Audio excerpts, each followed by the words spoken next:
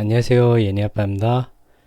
저는 뭐 최근에 예니가 많이 커서 좀 드세고 그래서 제가 시간적으로 좀 여유가 없어서 요즘 그 저번 소파이나 이런 것처럼 그 어닝 부분하고 그 뒷부분 이제 제 개인적인 의견이나 데이터를 나눠서 좀 하려고 하는데요.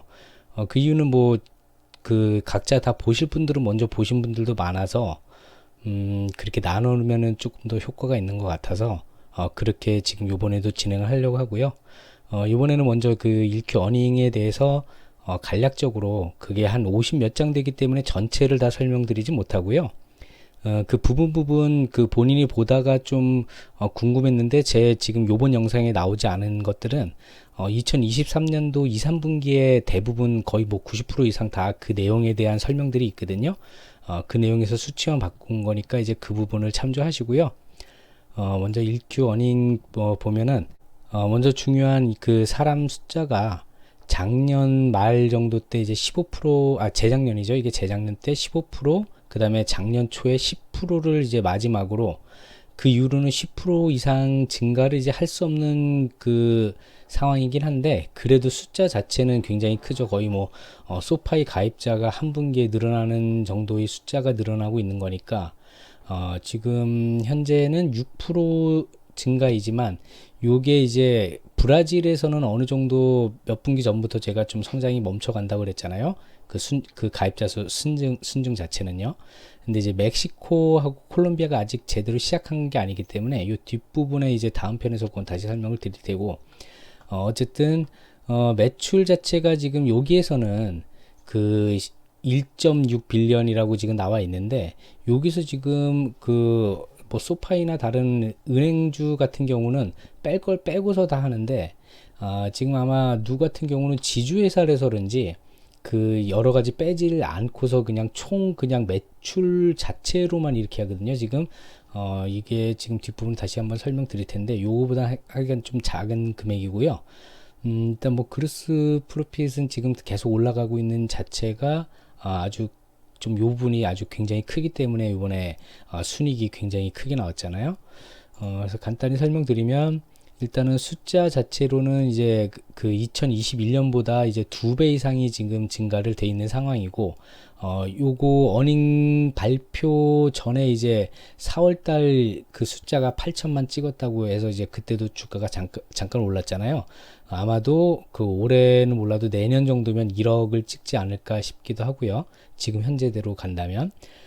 그 다음에 이제 매출 자체는 이거 다시 설명드리겠지만, 1억, 그 16억 달러가 아니라 100만 천만억 10억 16억 달러가 아니라 요게 그 10억 달러 미치거든요. 근데 어쨌든 여기서 지주회사라서 어쨌든 그런지 모르겠지만 16억 달러로 표시돼 있고, 그 다음에 그로스 프로핏이 굉장히 좀 많이 올라가 있는 게 최근 두 분기잖아요.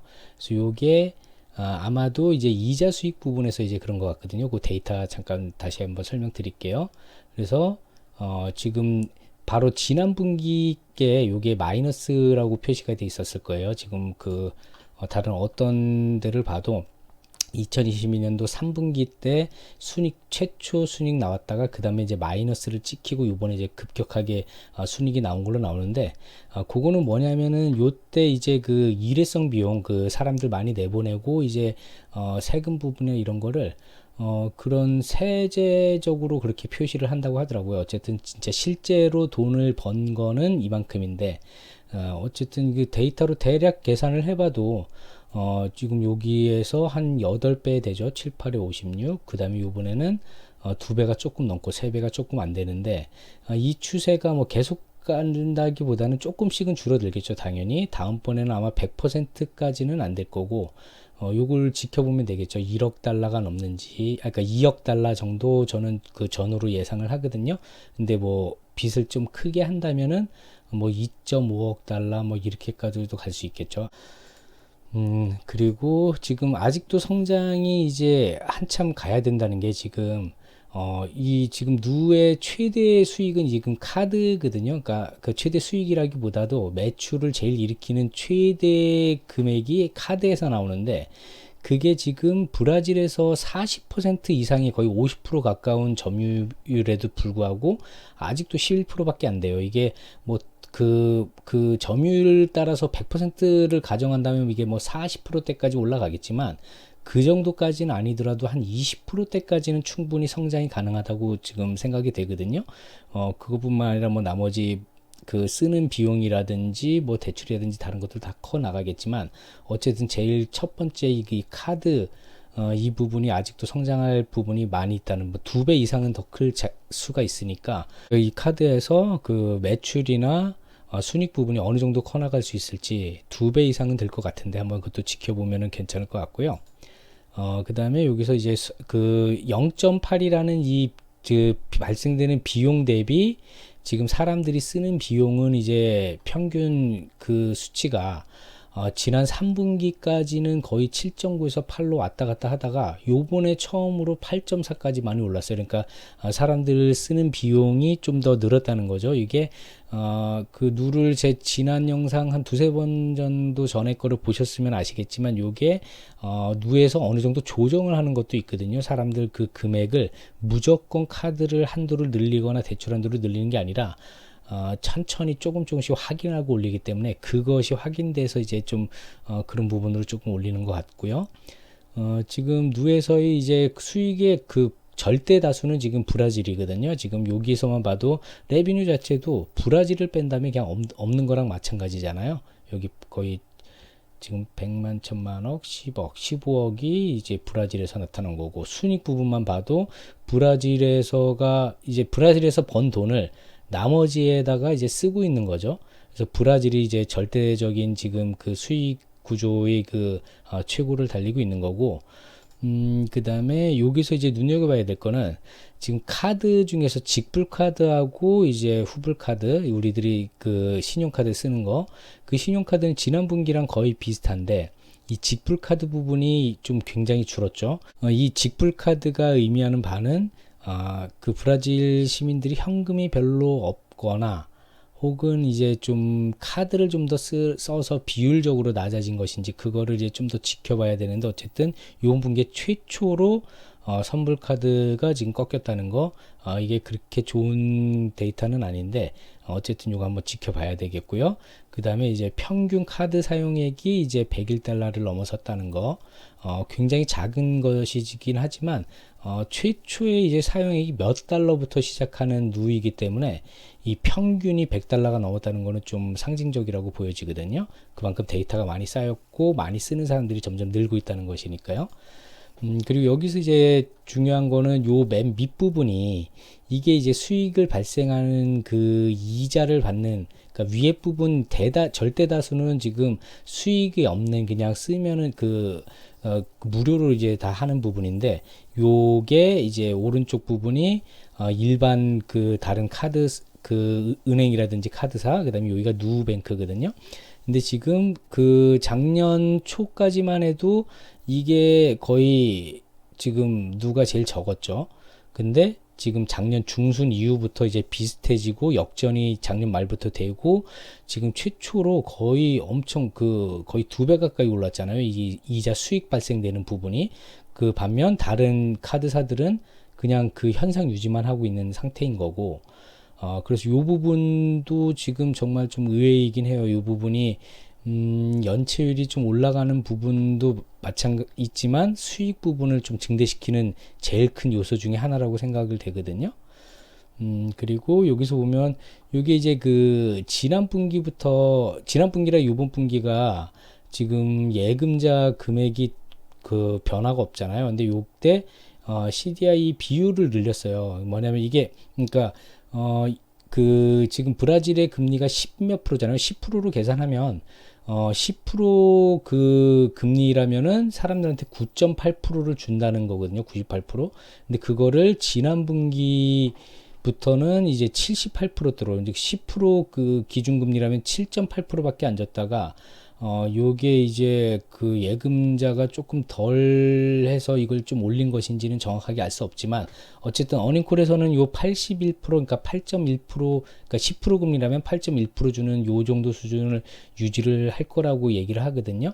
그래서 요게 예금자 부분에 있어서 지금 소파이나 이런 데는 계속 커나가는데, 지금 여기는 누 같은 경우는 사람은 늘었는데 지금 데파짓이 늘지 않았다. 이게 브라질의 경제 균화 연관이 되는 것인지 누이 문제인 것인지 그걸 한번 지켜봐야 되겠고요.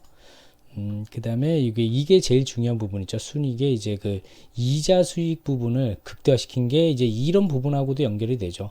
예금자한테 그 이자를 지난 분기부터 좀 덜 주기 시작한 거, 혹은 그렇게 금리를 높이지 않아도 많이 들어오고 있는 상황인 거. 그래서 대출 이자와의 그 차이로 이자 수익 부분이 이렇게 지금 거의 뭐 2배, 3배 이렇게 되고 있잖아요. 그래서 이 부분이 굉장히 순이익을 크게 하는데 도움이 되는 부분이고요.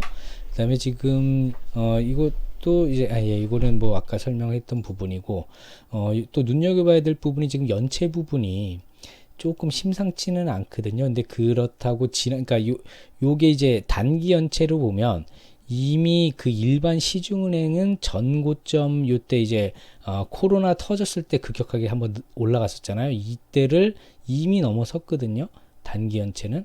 근데 장기 연체 부분은 지금 아직 코로나 부분보다는 다 낮은 상태인데, 문제는 지금 누 파이낸셜이 지금 요때, 그러니까 그 코로나는 특수한 상황이라 치고 요때죠. 5.6%. 요거를 거의 다가서고 있죠. 5.5%, 5.6%. 아마 다음 분기면은 그 코로나는 특수 상황 이전의 최고의 그 연체율을 아마 닿을 것 같아 보이는데, 요게 조금 걱정되는 부분이기도 한데, 요것도 한번 지켜는 봐야 될 것 같아요. 요거도 다음 편에 제가 좀 여러 가지 그 데이터로 한번 설명을 드려볼게요. 그리고 어닝콜에서 이제 좀 몇 가지 나온 것 중에서 뭐 크게 뭐 달라진 것도 없고 크게 여러 가지 이제 말이 나오지만, 제 눈에 띈 것들은 이제 뭐 투자 보험 등 이제 새 상품, 또 계속 새 상품을 내놓는다는 거, 이거 자체가 큰 의미는 없지만 어쨌든 계속적으로 하고 있는 건데, 이번에는 코인에 대한 이야기는 크게 없었는데, 그거는 그 다음 편에 때가 제가 또 조사한 거 몇 가지를 알려드릴 거고요.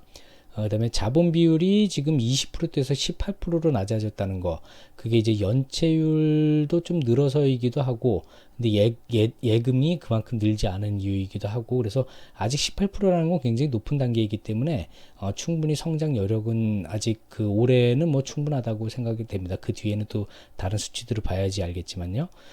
그 다음에 이제 멕시코에서 지난 분기부터 이제 예금을 받기 시작했는데, 딱 일주일 만에 50만 계좌, 그러니까 300만 명 정도가 있는 게 지금 멕시코인데, 거기서 50만 계좌가 일주 만에, 이 부분도 그러니까 어느 정도 예대 마진이나 이런 것들이 천천히 한두 분기 안에 이제 생길 수는 있겠다. 그리고 또 가입자 수도 요 부분에서 이제 좀 혜택을 받은 사람들이 좀 늘어날 수 있겠다. 이런 부분을 추측할 수 있는 거고요. 그 다음에 이제 누 자체에서 머니 플랫폼, 이거 소파이 머니랑 좀 비슷한 이야기를 하는 것 같아요. 투자, 대출, 지출 모든 부분을 이제 최적화로 해서 고객한테 이제 그런 거를 어드바이스 해주고 도움 주고 같이 성장해 나가겠다. 요 정도가 이제 제 어닝에 대한 내용이고요. 다음 그 내용은 제가 내일, 가급적이면 내일이나 아니면 이번 주 안에 여러 가지 기타 제가 추측 혹은 데이터 그런 것들을 좀 다시 한번 설명드리겠습니다.